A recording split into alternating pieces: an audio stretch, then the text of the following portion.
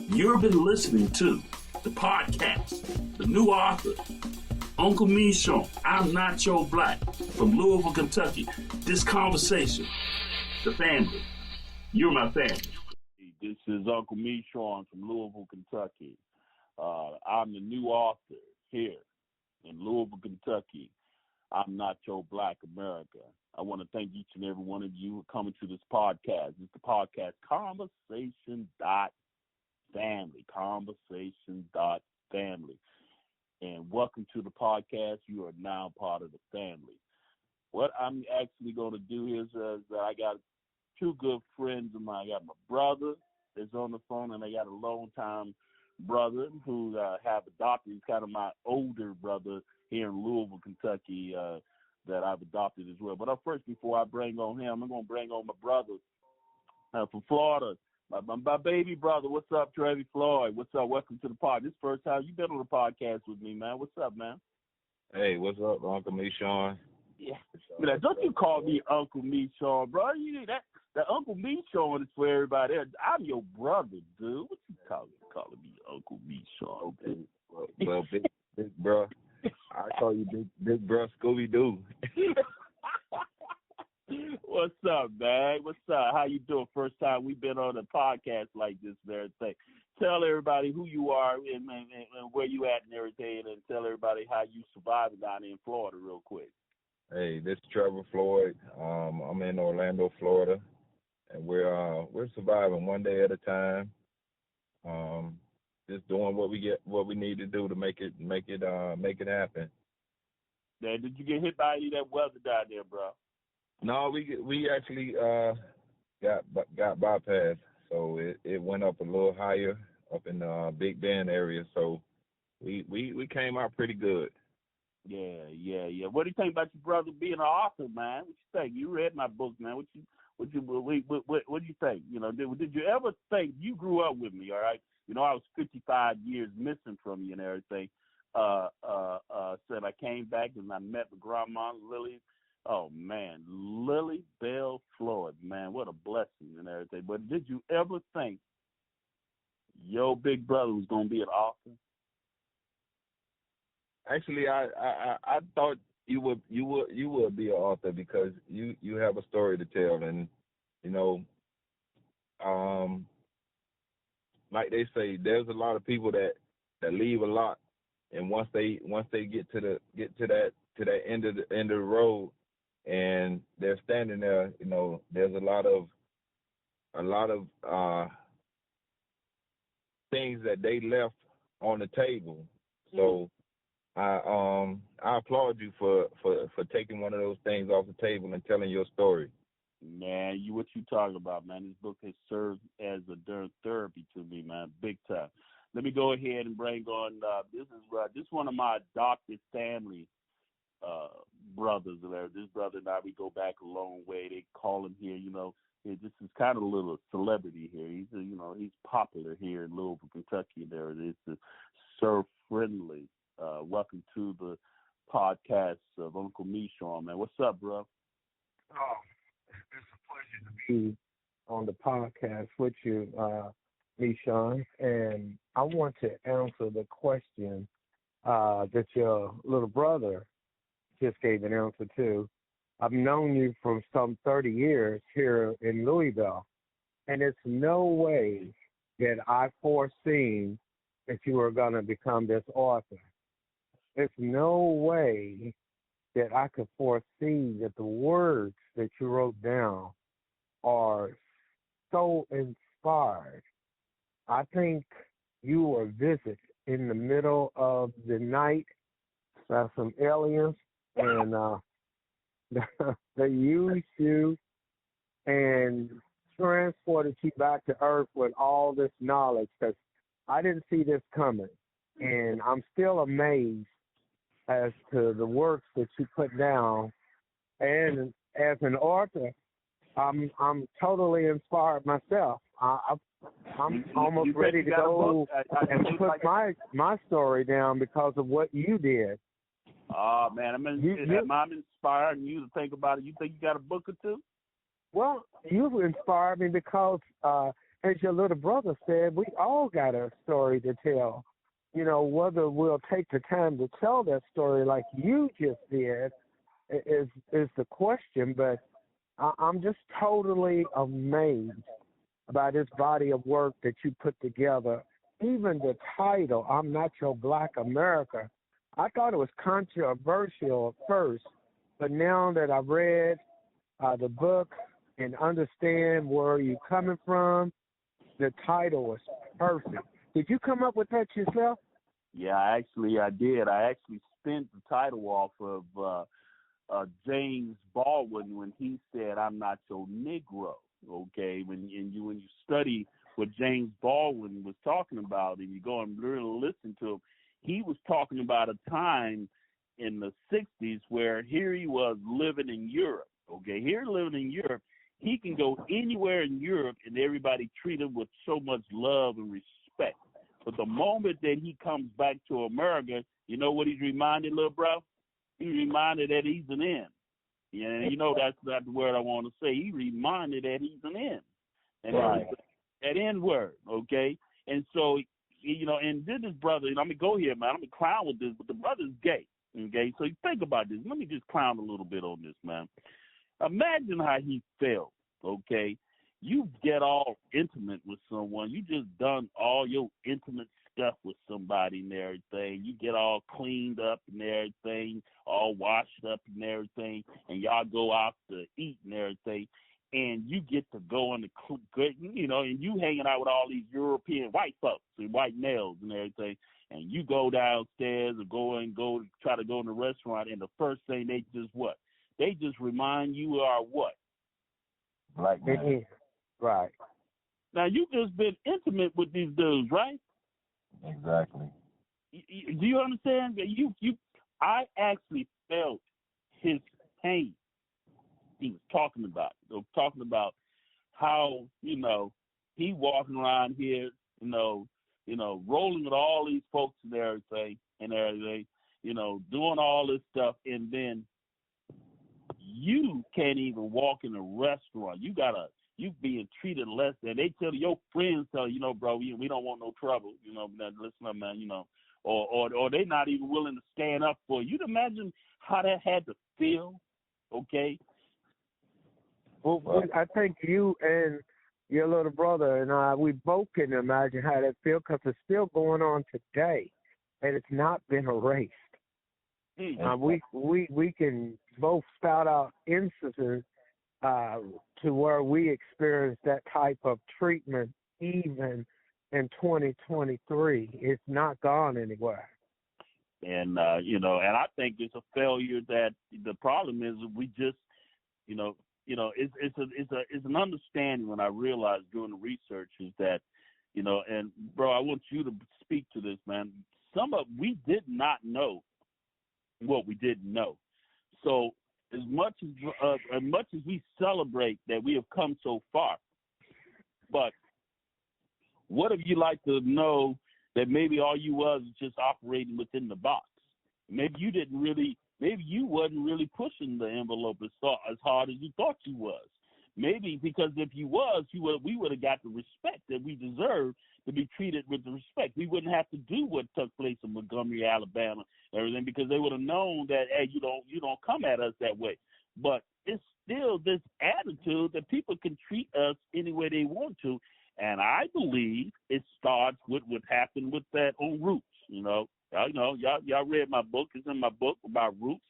I think it's the lie and everything that when Kunta Kinte was sitting up there wanted to maintain his name, and the guy whipped him to make him accept Toby, I think we never addressed that, bro. What you think, man? Do you think we have never addressed that? What you think, bro? Well, I think of it like this. When you look at, even in the professional society, as we think of our athletes, our actors, and even professional people, doctors, lawyers, that regardless of what we do, and regardless of our status, we're always going to be thought of as the N-word. You know, no matter how high our status becomes, you know, you have athletes that make millions of dollars, and these people, while they're out in the spotlight, they get praised and they get accolades and they get loved and everything by these people, by society and by quote unquote, you know, the white folks. But then as soon as they no longer are in that spotlight, they just another nigga. You know? I think you're right. I think you're right. So they get all the accolades, or they get used and played and everything. But as soon as they get beyond all that, they return to being another nigga, right? That's what you're talking about, right? Exactly. No matter how much money you got, no, you can look at as for instance Kanye West, when he started speaking out his truth and speaking out his from the heart, they wanted to take everything from him. They felt like, you know, as long as we can strip him, you know, we just pulling down another black man. You know, when he was conforming to everything he needed to conform to as far as the Kardashians, you know, wanted him to comply and conform to, he was loved and he was loved by everybody. He was like that movie. In the movie, you're a good nigga. You're a good. You're a good nigga. You're Toby. As soon as Kunta Kinte said Toby, what did he say? Good nigga. Good nigga. But then as soon as he started speaking his truth and speaking his heart, they stripped everything from him and they felt like they could break him. But the one thing that I realize and that I understand is, from a black standpoint and as a black man, as a black, I don't say American or as just you're not average black man. Everybody has their truth, and once you start speaking your truth, they don't like that. Hey Ray, what do you say to that, man? Well, first of all, when President Obama achieved the highest office in the land, even while he was in office, they were so disrespectful to him. They did things to him and at him that they never done to any president before him. Amen. And I think everyone applauds the classiness of how he handled that, both privately and publicly. He always made us as a race look good. But your book, MeShorn, Not Your Black, is revolutionary.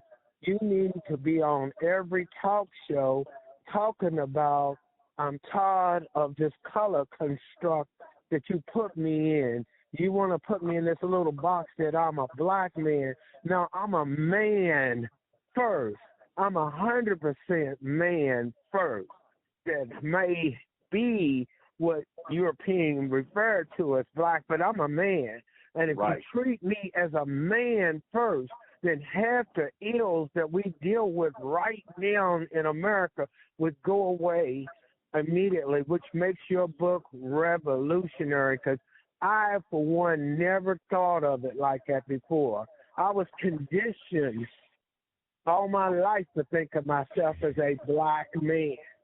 Even when I was a police, I was a black police officer. I've never been treated as I'm a man, period. I've always had that adjective, black, somewhere involved. When I was a Marine, I was a black Marine. You know, that adjective followed me my whole life. And if you're successful even raising the conscience of getting rid of the color construct, because see, this concept of yours, I never even heard of color construct before. So, you know, in your book, you have taught me some things I didn't even know. And that's what makes your book revolutionary. I don't think you're getting enough exposure for what you're trying to do with this book. Exactly. And I feel like if we as black men were allowed to speak our words and speak our truth the same way that a white man is allowed to speak his truth and to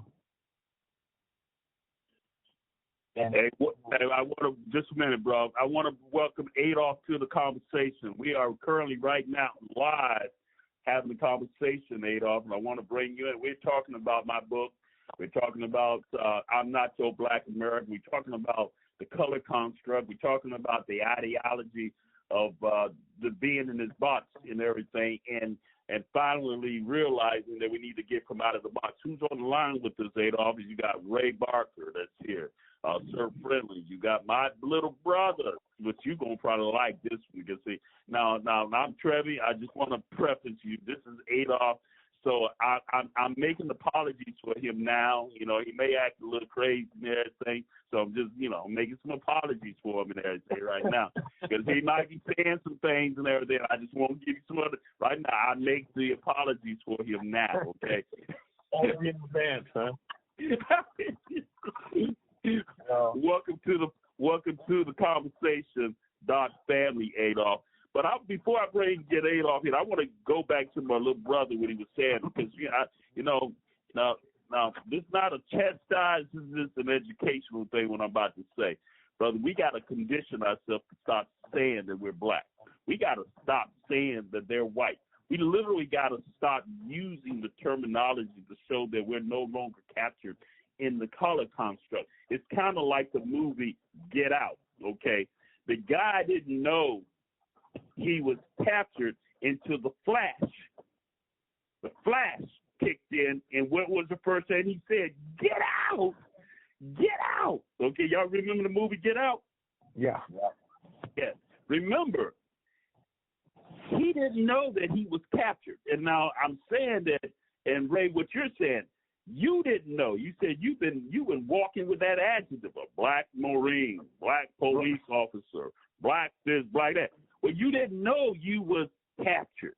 You didn't know that you was living within the box. You was just doing what everybody passed on to you. You was passed on that behavior, that ideology, and everything. So we got to learn and understand that the only way we can make them see us as a man, we got to be willing to re-identify. That's why I talk about we have to learn how to unlearn and relearn, okay? And so, that's the key to my book, brother. So did that make sense, Trev? Oh, yeah, it makes a lot of sense. Well, like I was saying, as what's going on in my state, in Florida, we have a governor that feels as though he can delegate and monopolize the word of no matter whether it's a man or woman, because every politician or every person that's in a political position, whether it's attorney general or congressman, congresswoman, that he can censorship their words and their truths on what's going on in America. And I feel like that we need to speak up and we need to continue to voice our words and voice our truths into what's going on. Into reality, yeah. We need to be willing to tell Ron DeSantis or somebody say, Ron the devil, okay, that we're no longer your black. We're no longer your black, and you don't get to control our identity anymore. Someone needs to tell them that we are American descendants of slaves. We are descendants of American slaves. We want to connect to our ancestors, the original American slaves that came out of 1619 all the way to 1865. And so with that, I'm going to go ahead and get Adolph in this conversation. So, Adolph, you read my book. When you first read it and you heard me say, I'm not your black America, did you, first of all, you've been knowing me. Adolph is another one of these brothers, been knowing me quite a long time. I mean, I would say Adolph Lowe has known me longer than Ray. Okay, and because I ride to Louisville before Sir Friendly even knew who I was, and I met Adolph with one of my partners, and they said, "Yeah, brother." Matter of fact, Adolph met me when I was rolling with this brother named Warren Williams. He was from Miami too, brother. He grew up. They used to call him the Rock. Trevor. This dude can play basketball. He was all that, bro.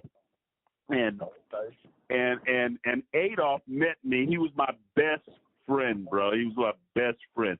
So Adolph, he's been knowing me the longest. That's why I can clown with him like I can clown with him. So did you ever think when you met me, bro, that I was going to write a book? Come on, just go ahead, keep it real. Did you ever think that there was a book in me? Well, let me say this, John. You make it seem that I've been knowing you for so long that it's like a trophy. Actually, knowing you this long, is more like it was a challenge. Let's say it's a challenge knowing you this long, and to continue to know you for even longer is an even bigger challenge. But to answer your question, did I think that you had the intellect, the tenacity, the perseverance to write a book? Didn't see it in you. But I am surprised because I don't have a crystal ball. So I am surprised that you did write a book. But am I surprised what you put in it? Not at all. All these things that you put in this book are things that are within you. And I understand that. And you're getting it out. You put it out for all your friends and all your enemies and everybody else in between to see. And that's part of your legacy. This book will always be a part of your legacy for all to read. Even when we are all gone, this book will be in somebody's library. Maybe not in Florida's library, but we'll be in somebody's library in the United States and across the world, and somebody will pick it up and read it. So, Adolph, just from the top of your head and everything, I want to hear, when you first heard me say, "I'm not your Black American," what did you think? You know, when I first told you that was going to be the name of my book. When you first told me, it had me thinking of, I think it's Dick Gregory. Oh, James Baldwin. So he's going to Dick Gregory, James Baldwin. Okay. Yes. And that's where I understand that you probably got the concept from. But you were very big on not being called Black. And this is right up your alley. And now you're trying to explain to everybody why it's a color construct. And I understand where you're coming from, but to your point, let me say this, and to your point, things that are associated with Black, unfortunately, have been have negative connotations. To be blackballed, a black eye. There's blacklist. Black hole. Yeah. There's a long list of things that have negative connotations when you label things to be Black. And that's unfortunately the way we see things here in the United States. I don't know if it's like that in other countries, but here in which we live, it's unfortunate. And to be called that color Black does carry a negative connotation. But I see, to me personally, I just see it as just a little bit more as the person from within, regardless of your skin color. The person within, you're labeled by your character. And you're labeled by your deeds, what you do. I think that speaks louder. Yeah, but but brother, that sounds all good and all. But when you got a system, and this is for Ray, that's what Ray was just talking about. You know, all his life. You know, Ray, speak that again, because I don't think Adolph heard that. That was powerful what you said, Ray. Right, and what I said, Adolph, is, and you're right about all the negative connotations that's associated with Black. And the one that scares most people is when you think about death. That's associated with blackness. Now, you know, there's a void. But what I told MeShorn is my whole life, the adjective Black has always been present I was the smartest black kid in my class. I was a black Marine. I was a black police officer. And when MeShorn wrote this book that I'm not your black, it woke up something in me, something so powerful that I want to scream to folks, don't use that adjective with me anymore. He was the best police officer, not the best black police officer. He was a powerful Marine or a good Marine, not a good black Marine. He was a smart, intelligent kid in school, not the black smart kid. Right, exactly. Right. And so he's on to something here, but he's got to get it to a larger audience so that this can become a conversation instead of in the backyard of Louisville, Kentucky. And it's beyond me how he can start this national conversation without leaving Kentucky for a little bit. He may need to take him and his book up to New York or California to where he can light the fire or start the spark on this conversation on a national level. So I'm gonna jump in there to try to get this thing moving on. So we've been talking about I'm Not Your Black.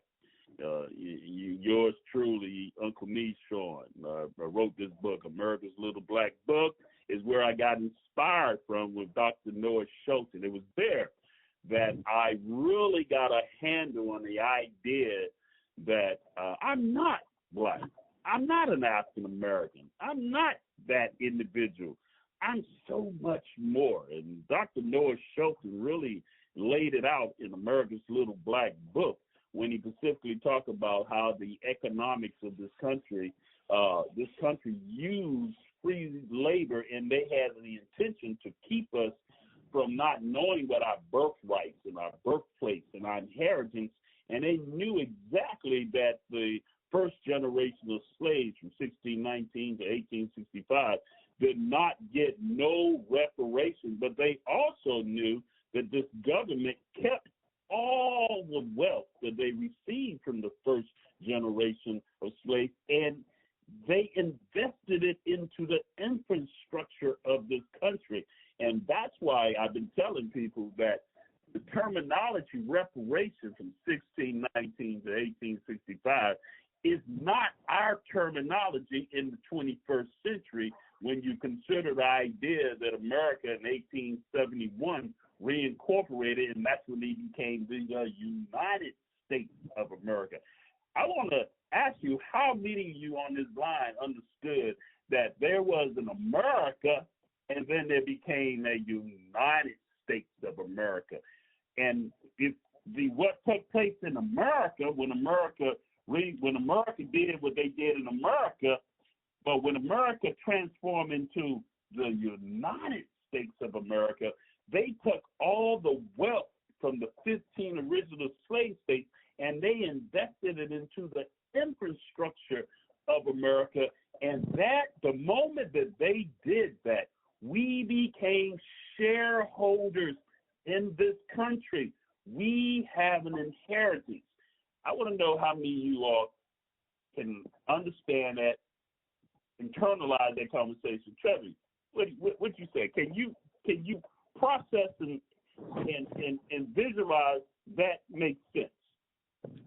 Yeah, I can understand that, and that makes sense. And also, I want to understand why, where you had back then, you had Black Wall Street, where you had black in 1921, right? Exactly, black people that were making their own money and invested into their own businesses and companies and land and building and growing.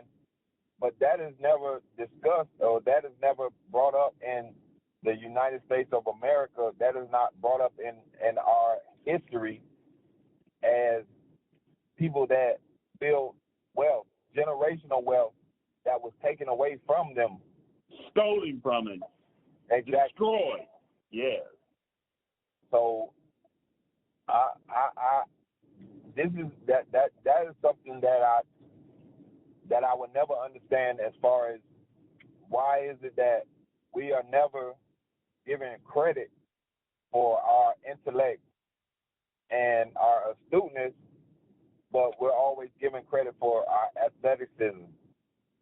And I want to use your words credit as a gateway to the next point I want to make. MeShorn, you said that you read Dr. Shelton's Little Black Book, and that inspired you, and I read that book too. And the concept that he came up with, American Descendants of Slaves, was so unique that I bought into it instantly, just like I'm buying into your color construct. But here's the difference. Mr. Shelton never gave anyone any opportunity to buy into his concept, and now is spread it all over the United States. And he's looked at maybe like the father of this movement, but that's as far as it's going. And your color construct will be just as large, and you've got to get in front of this so that, like your little brother said, so that you can get credit for this thing when it climaxes. Because right now, it's a new act, it's a new concept, but when it catches on fire and when it finally catches on a national level, you got to make sure you're the one that's riding the wave and getting credit for it. Well, and let me caution, this is something that and I think Adolph going to understand what I think. Adolph hear me talk about this all the time, and I think this is where my military come into place. I've come to realize that I've already been a leader. I've already been out front. I've already have accomplished and achieved way more than I could imagine and everything. So what I've come to realize that I'm no longer interested in me being out front. What I am interested in, that's what's in my book. It's in my book. I'm literally, and actually people have actually said this to me, my memoirs. He said, I've had multiple people say to me, MeShorn, you have left your book open, not that you have given the total answer, but you have left it open for others to take lead to do something with it. So that's what I'm really doing. It's not. Let me be very clear, okay? It's not about me getting out front. It's about those like all of you all and all the listeners and everything. It's about you all saying, oh, smack. Man, Uncle MeShorn saying something. Oh, my God. Let me walk. Let me run with this thing. It's like I'm throwing the pass. I'm throwing the pass. I'm throwing the baton. Okay, hey, I'm just trying to help some folks to lift up. Adolph, you and I talked about this, man, because you're key. I listened to you talk about that too. That's where I'm at. Okay, it's not about me trying to get that. That we've seen that too often. We got the poverty pimping preachers. We got the everybody politicians. Everybody want to be in the high. That brother, I'm good.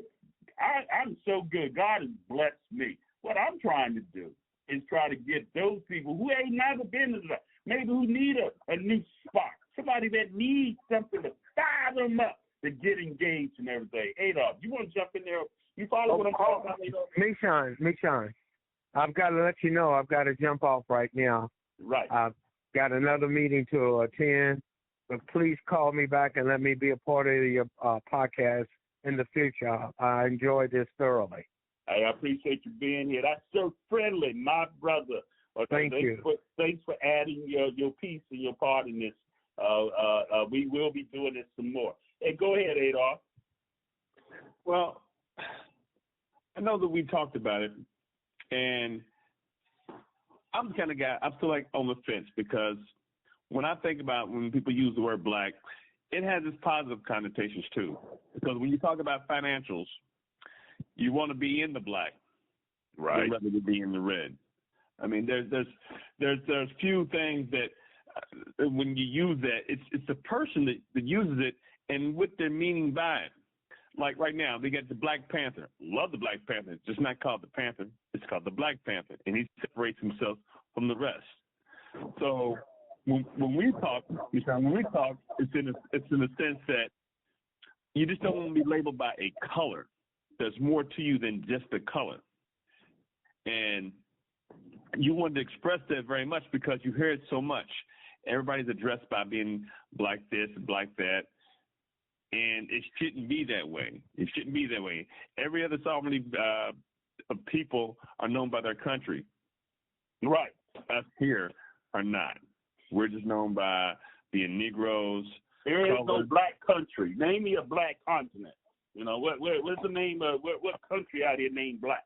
There's only a sea, and that's the only color that I know is the Black Sea, and there's no people that come from there. So to be associated and affiliated with the country is where you want. It's what most people or most ethnicities are associated with. Right, from. Exactly. And so I know that you're pushing this concept that you no longer want to be called by that color, and I can for the most part identify with you when you do that. But it's such a larger fight because for years we've been indoctrinated for this. I mean, in centuries, not for years, just for centuries, we've been indoctrinated by it. And so so I'm going to ask you the question. Okay, let's just ask the blunt question. Do you think it's an impossible thing from your perspective? Do you think it's impossible? Now caution what you're about to say, okay, because I just recently just saw. I say in my lifetime, I'm going to say this, in my lifetime, I think it will be I won't see it for people to stop using the term black to refer to black people. Even other blacks to refer to other blacks as black people. I don't think I will see that in my lifetime because, it's kind of unfortunate now. It's common to hear blacks not only on radio, but on TV now are referring to each other as Negroes. I mean, but that term is being... What about the N-word? You think the N-word could always be with us? You think the N-word calling ourselves a nigger is always going to be with us? Unfortunately, I think so because now they're making it a common word now because they use it in rap. That's common. They use it on TV. Comedians use it. And the younger generations are using it. But why? But, let's talk about why are they using it? They're using it because I've talked to some young people, and I'm going to get my brother in there, why they're using it. They're using it out of ignorance. They don't know why. They've been conditioned to buy into something that they had no clue. They had no clue where it comes from. It's kind of like what's in my book. When you go and realize that Africa, the continent of Africa, have about 800 different cultures, but the European country that came in, invaded that country, came in and slapped them with the color of black. They slapped them with the color of Negro. They slapped them with the color of that, and it wiped away their whole culture identity, everything about them. And we continue perpetuating that, not realizing that there's so much more about us that is not black. So every time that we say that we black, we're saying that the dominant European culture was correct. We too ignorant to understand that it's more about us than just the color of our skin. So every time you say that you're black, and this is what I say in my book too, talking about the idea. We didn't name ourselves black. It's kind of like that Roots movie. We were whipped to accept Toby. We were whipped to accept black. Well, let me go ahead. Brother, the only thing that I can say when it comes to that is that because of that slave mentality, they separated us and they brought that division between us. Because when you had a house nigga and the field nigga, that separated the bond that everybody was one. So correct. We have that in society. When you get up to a certain level where you have rappers and athletes and actors, they want to separate, right? They feel like they at a certain level, and you have that, as they call it, the crab in the pot mentality, where everybody who's rising to the top, everybody trying to pull them down. But if we have that bond and that cohesiveness that you might get in the Jewish community and in the Chinese community, Asian community, Mexican. Or the Mexican community, I lived around. Let me tell you something. A story. I lived next door to a Mexican family. There was 12 people in a 2-bedroom house. or 2-bedroom apartment. These people put their money together. Right. And every month they sent a family back to Mexico with a certain amount of money that they had already built the house and built land and had them set up where they would be able to make it. So each and every person in that household conformed together. We have always been brainwashed to not conform together. Absolutely. They learned how to be a seed to each other. Exactly. That's what you're talking about. They learned how to be a seed. I've seen them, I can spin off of the same thing. Adolph, remember Les? Les, we had the restaurant down on the West End on Broadway, and I can't think of the name of the restaurant, but I met him, and I had a question that I wanted to ask him. I wanted to ask him, how does someone from Lebanon come all the way from Lebanon, and your brothers, your other brother, and you got businesses in my community? And I wanted to know that. But I realized that he didn't know me that well, so I had to take a little while. The word is infiltrate. I had to infiltrate him to become his friend. So I win his confidence. You had to win his confidence, man. Yeah, no, okay, good word. But I'm going to still say I'm a military. I had to infiltrate him, okay? And so because I know how to drape, I know how to jive, I know how to clown there and so forth. I think it was over a course of 6 months. Then all of a sudden, you kind of forget. And then, hey, Trevor, it was kind of like, darn, it came back to me. We were sitting up there with just a moment that we was clowning and having a good time, and the spirit hit me and said, boom, good time. You can ask him. Go ahead and ask him. And I did. I said, yo, Les, man, what's up, man? Listen up, dude. He asked you this question, man, and don't BS me, man. I want you to tell me the real deal. Tell me straight up. I said, he said, go ahead, MeShorn, you go ahead, ask me anything you want. I said, okay, cool. I said, what's up? I want to ask you, dude, how you get a business in our community and your brothers and everything?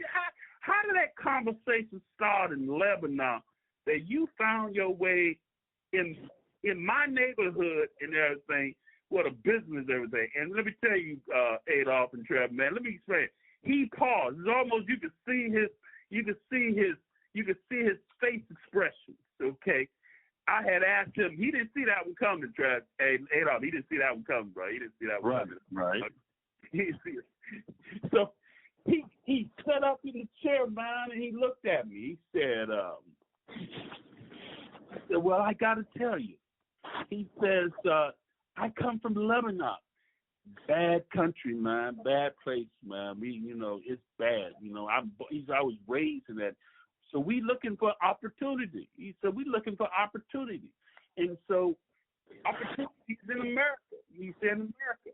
He said, but the word is that we had plenty of other people who have come to America, and the word is that we knew that our opportunity is not in the white environment because they won't allow us to build a restaurant. They won't allow us to do anything.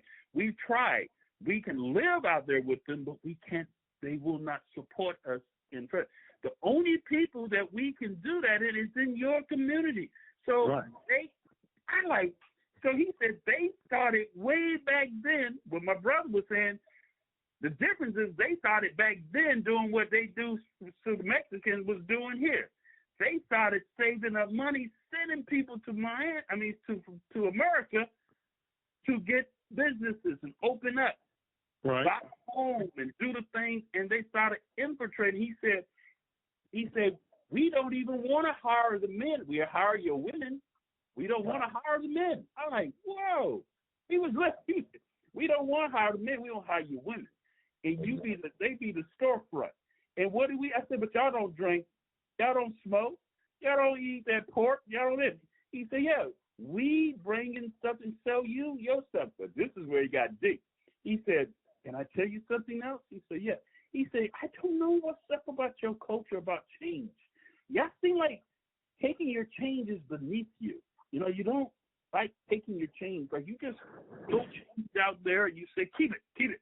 He said, well, they start making a habit. They don't have to report change. He said, we make good income. Right. From the change. Right. Let me say this, MeShorn, and maybe this might answer some stuff with that. And the reason is why they can come into the descendants of American slave community, our neighborhoods, is because we don't own anything. Exactly. The Caucasians in their community, they own property, they own businesses, they own land, and they pretty much run the government. But when you come to a ghetto, or when you come to a black neighborhood, we don't own that land. We're paying it through the banks. Right. We own the businesses. We own the businesses. And when you don't own that property and you don't own the resources, first of all, anybody can come in there and set up. You talking about the mentality? Yeah, you talking about the mentality. Yeah, you have a rent mentality and not an ownership mentality. That's exactly right. Right there. Yeah, that's what you're talking about. Yeah. Exactly, and that came all the way back from the slave days, when you had certain slaves that were willing to buy land and to own that property that they had to work on and to work off of, and the master was willing to sell that land to them. But then you had others that were right there beside them, that once they saw you buy that property and buy that land, they were against you. Right.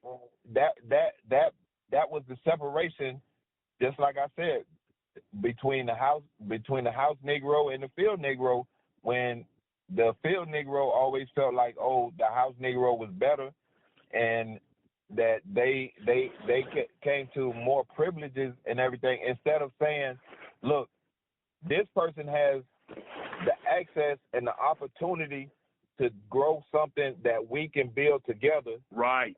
We can grow together, and we can own our own. You know, they didn't have that mentality. They was taught, or it was beaten into them to hate that other side.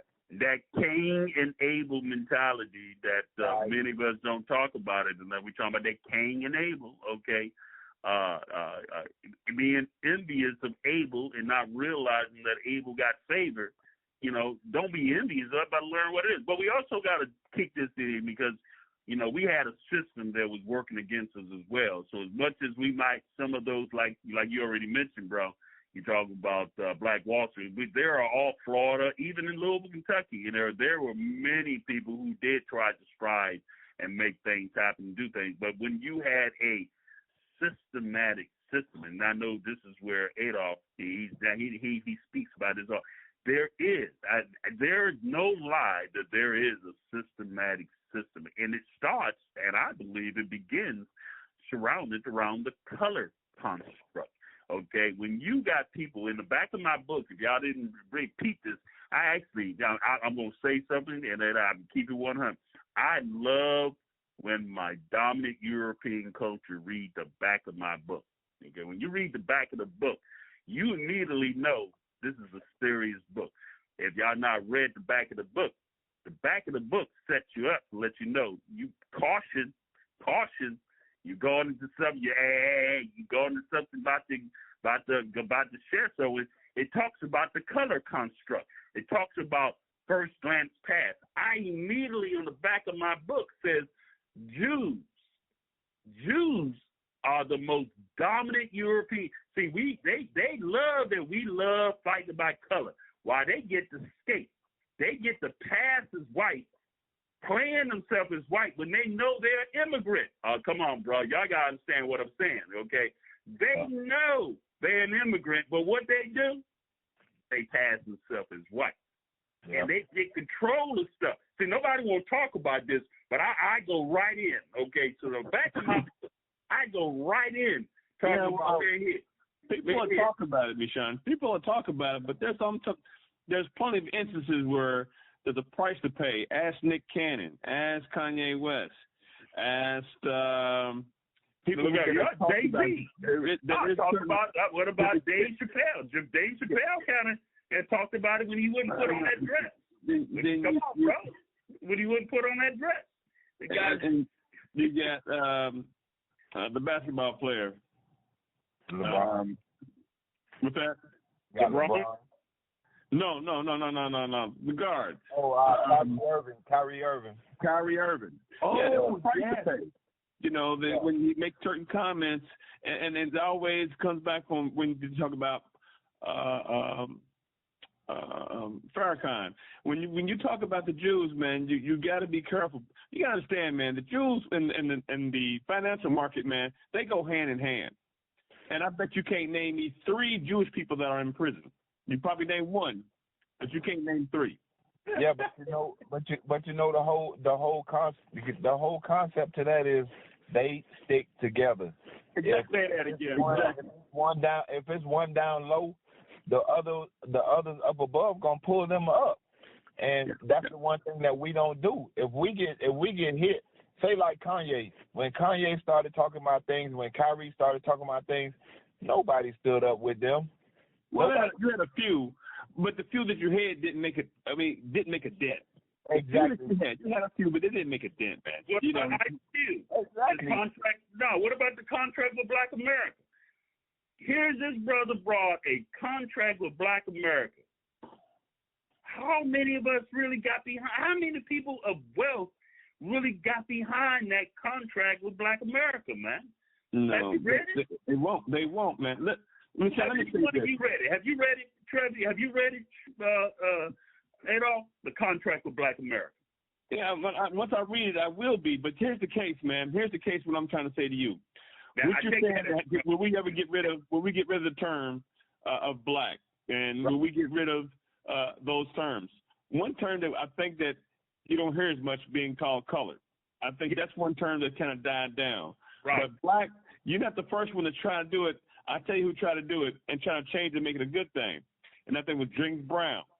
He made you say black and you're proud. Yeah, but we was operating in our ignorance, though. Yeah, man. We operating in our emotions. And he's also pushing with the term of black is beautiful. And so those were terms they used in the 50s and the 60s. They were trying to reverse it to make it mean a positive thing, to be proud. If you're black, to be proud of it. And but again, I must say this again, man. It's just like playing a game of chess, man. I mean, the person who operates in the emotions don't win the game, dude. The ones who know how to play that game chess, unemotionally attached, okay, and you play that game and everything, wins the game. So James Brown had a hell of a platform, and he was known around the world. Don't get me wrong. He had a hell of a platform. Don't get me wrong. During his time, you do realize that the president or the governor that they actually asked him because our folks was about to go off. I mean, they needed something. Right. You're right. They needed something to calm the nerves, or not to get the natives to go off. So yes, he was used, or I would say he was pimped. Okay, and at that time he was the best person to make that happen. But again, paradigm shift. What is the next paradigm shift? And as we get ready to close this show and everything, that's what I'm going to close out. I want to hear each and every one of you if you read both of y'all have read my book, okay, and I specifically talked about the paradigm shift, okay. I want to know, as we closing out, do you been listening to Uncle MeShorn? I'm the new author here in Louisville, Kentucky, talking about I'm Not Your Black American. And within my book, I talk about a paradigm shift. I talk about the color shock. I want to know, is there a new paradigm shift in it? Could this be I want to ask you this too. Could Montgomery, Alabama serve as a new paradigm shift? I want to get Adolph and then Trevor. Y'all making your closing statements to close this show out. So based on that, could Montgomery, Alabama be what is the next paradigm shift? What could potentially move us to change? Adolph? I would say this. Montgomery, Alabama will not be a paradigm shift because they did not prosecute any of those people. Those people got off. So there was no consequences to what those white people did in that scuffle that black people did with the white people.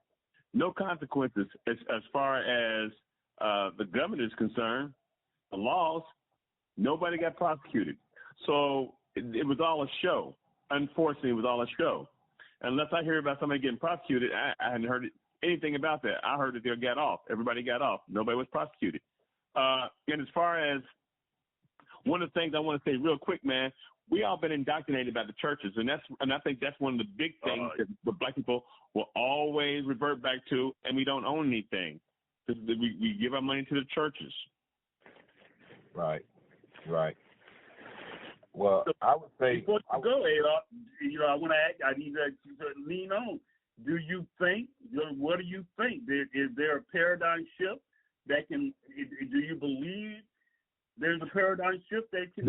I think there will be with the young people. I think with the new millennials, I think there will be a paradigm shift because they don't see things that we do, and they don't do the things that we've done when we were growing up. There is with the new technology and AI.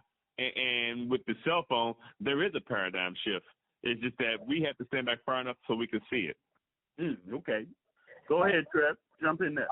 I agree with that, and with all the modern technology and what the young people have learned to understand, as far as they can own their own and they can be their own bosses. I believe that there will be a paradigm shift, but going back to the Montgomery, Alabama, I never believed that because Montgomery, Alabama is set in stone. Yes. It's set in stone as far as and I believe the same thing that's going on in Florida. You cannot get a word in and make a shift if your word is not heard. Right. Because if you have people that's in Congress and councilwomen, that when they decide to voice their opinions and when they start to say what the changes that need to be done, going back from slavery, but then they get locked in basements and they get taken out of their positions. There's never going to be a paradigm shift when it comes to that. So, with that being said, that sounds like we still got work we got to do. We got there's things that need to still occur. I'm going to put it on out there right now, okay? And I've been saying this is Morpheus Uncle MeShorn. I'm going to say to you that my book represents the red. If you want to be more astute, okay, you will read my book, okay? That's red. If you want to be less astute and you want to just believe that there's no hope, don't read my book. I truly believe that if you read my book, you're going to come out of there with a little bit more hope than you had before you read my book. And that's what I'm going to close with this conversation. I want to thank my brother Adolph, for coming on board. I want to thank my little brother. 55 years we're separated, bro, but it's not like we've not separated. We back and we hooked up to go on and do what we're going to do, man. I appreciate you being on the show with me, man. This is, and we're going to have to do this some more, man. Did you have a good time, Trevor? Yes, I did. I appreciate you having me. Yeah, what about you, Adolph? Did you have a good time? Yeah, I'm on here with a millionaire. Yeah, I have a real good time. And with that being said, this is the Uncle MeShorn coming at you from Louisville, Kentucky. We've just been having a conversation because we're family. This has been the podcast, Conversation.Family. Welcome to the family because we're family. I hope each and every one of you will tune in, come back. We got some things going on. We're blowing up on TikTok. Bro, y'all need to pay attention to what's going on TikTok, man. I got a couple shows that got 500 and something hits on it already, bro. And I'm excited. And guess who got it? I had to call Goldie. Goldie got a shot talking. He got 500 and something hits talking about what he was talking about, bro. So there are people actually listening to the conversation. There's people actually paying attention to Uncle MeShorn. So I appreciate that. Thank you for tuning in. We're going to have some ways you can support us through God's Lives Matter. We're going to have a little text. Subscribe to us. Let us know what you think about us. Everything about subscribing to us and everything. So with that being said, any last words y'all want to say? Only thing I want to say is Keep it going. I just want to say, colored people, wake up.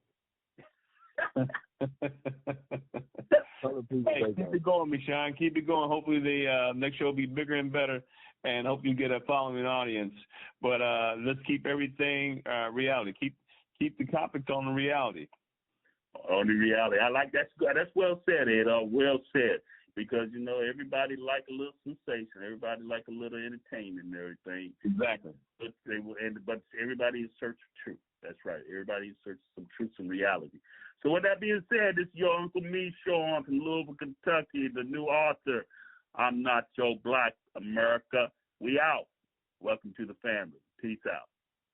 You've been listening to the podcast, the new author, Uncle MeShorn, I'm Not Joe Black, from Louisville, Kentucky. This conversation, the family. You're my family.